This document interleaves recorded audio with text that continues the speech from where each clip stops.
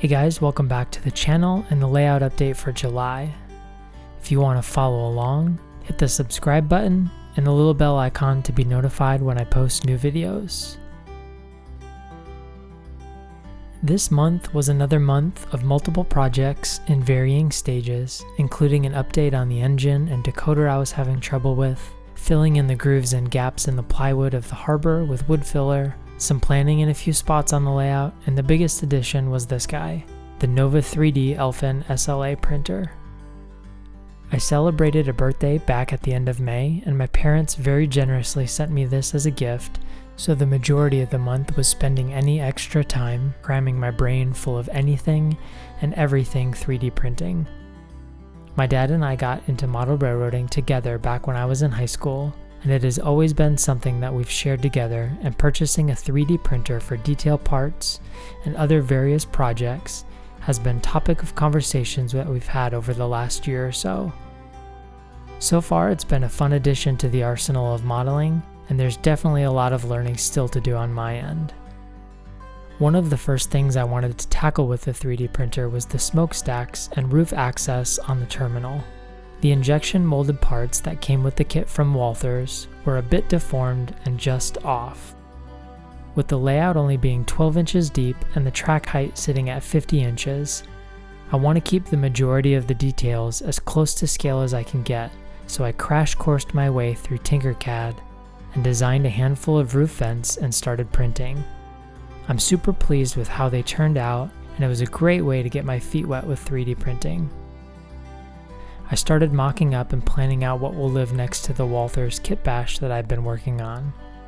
This is what I've come up with using DPM modular parts, and currently the windows are just taped into place and nothing is painted or finalized. I plan to have the industry share the spur with its neighboring industry, which could provide for some fun operational challenges if one car has to be placed before the other, or if there's a car in place already and one needs to be placed behind it.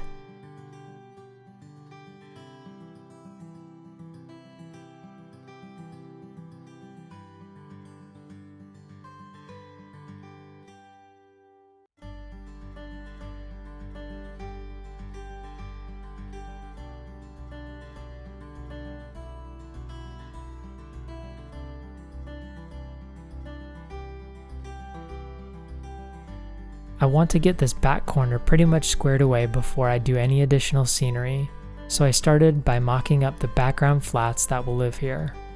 It may change, but this will give you a visual for what I'm going for. In front of the flats, I added a wash of Hunterline driftwood to dirty up the gas station, added decals from Microscale, and have started gluing in windows and doors for the kit. Like I mentioned a few updates ago, I plan to build an interior for the kit and some lighting to bring it all to life. All of the details that are sitting around the structure were 3D printed on the Elfin with files that I obtained and scaled down from Tinkercad. Somewhere in the month I sat down with a long list of suggestions from you guys about what to do with the decoder and the engine, and I finally got it up and running.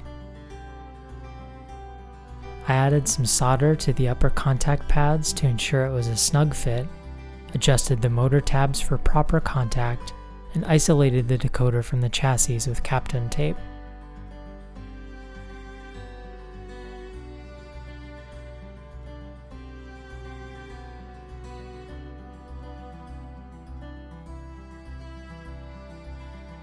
The last thing for this month was a final decision on which two industries will live on this spur.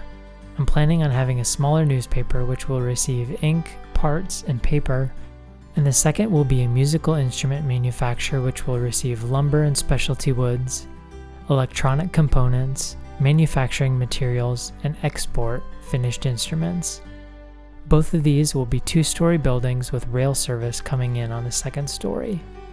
I think that's it for this month. A big thank you to everyone tracking along with the progress of the channel and the layout. We'll see you next time.